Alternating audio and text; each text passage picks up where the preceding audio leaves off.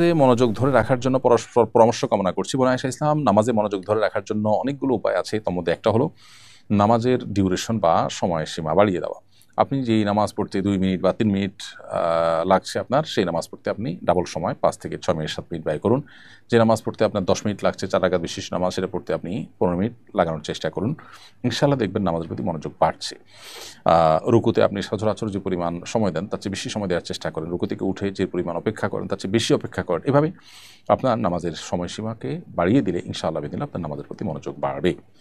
দ্বিতীয়ত, নামাজে যে দোয়া, জিকির এবং আল্লাহর কাছে যে সমস্ত নিবেদনগুলো আমরা পেশ করে থাকি, সেগুলোর বাংলা অর্থ যদি আমরা বুঝি এবং সেদিকে খেয়াল করার চেষ্টা করতে পারি, ইনশাআল্লাহ নামাজের মনোযোগ ধরে রাখা সহজ হবে। এরপরে প্রশ্ন করছেন এমডি জাফর আহমদ, আপনি লিখেছেন, আমি সৌদি আরবে থাকি, রাস্তায় পরিচ্ছন্নতার কাজ করি। এখানে যারা রাস্তায় কাজ করে তাদেরকে অনেকেই টাকা পয়সা দেয়, খাবার দেয়। এই টাকা ও খাবার কি আমার জন্য গ্রহণ করা জায়েজ হবে? বা জাফর আহমদ, আপনার প্রশ্ন উত্তর হলো যে আপনি খাবার বা নগদ টাকা উপহার, হাদিয়া হিসাবে বা দান হিসাবে কেউ আপনাকে দিলে সেটি গ্রহণ করা আপনার জন্য জায়েজ আছে। যদি সে জাকাতের টাকা দেয়, যে টাকা দেয় সেটা যদি জাকাতের টাকা বলে দেয়, অথচ আপনি জাকাতের হকদার না, বরং আপনি আলহামদুলিল্লাহ যে টাকা আছে আপনার কাছে সে টাকা দিয়ে সংসার সুন্দরভাবে মাসে মাসে চলে এবং অতিরিক্ত বরং উদ্বৃত্ত টাকা আছে, অথবা টাকা না থাকলেও আপনার সচ্ছল, আপনি সোজা কথা সংসার চলে, তাহলে সেক্ষেত্রে আপনার জন্য জাকাত গ্রহণ করা জায়েজ হবে না, কারণ আপনি ফকির বা মিসকিনের কাতারে পড়েন না। সেক্ষেত্রে আপনাকে তিনি দিলে আপনি বিনয়ের সাথে ফিরিয়ে দিতে পারেন, অথবা যদি দিয়ে চলে যান, ফিরে দেওয়ার সুযোগ না পান, তাহলে সেক্ষেত্রে এটি গ্রহণ করার পর আপনি আপনার দেশে আত্মীয় স্বজন বা পরিচিত যে কোনো গরিব মানুষ যিনি জাকাতের হকদার তার কাছে সেই ফান্ডটা হস্তান্তর করে দেবেন। ইনশাআল্লাহ ওই ব্যক্তির তরফ থেকে সেটি জাকাত হিসাবে আদায় হয়ে যাবে।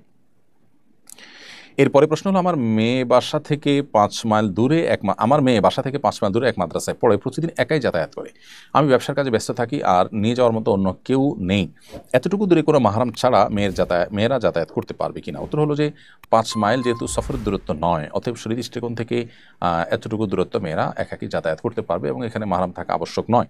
সফরের দূরত্ব যদি হয়, ধরুন 75 কিলোমিটার দূরে যাবে মেয়ে, তাহলে সেক্ষেত্রে তার সাথে একজন মাহরাম অবশ্যই থাকতে হবে। ভাই, বাবা, মামা, চাচা, দাদা, নানা, যারা তাদের মাহরাম, এরকম কোনো একজন পুরুষ থাকতে হবে সাথে, এবং এটা তার বডিগার্ডের মতো, তার নিরাপত্তার প্রয়োজনে, তার কোনো অনভিপ্রেত পরিস্থিতির মুখোমুখি যেন না হয়। মুসলিম নারী অনেক তার মর্যাদা অনেক বেশি আল্লাহর কাছে এবং ইসলামের দৃষ্টিতে, অতএব সেজন্য একজন মাহরাম সাথে থাকার নির্দেশ ইসলাম করেছে।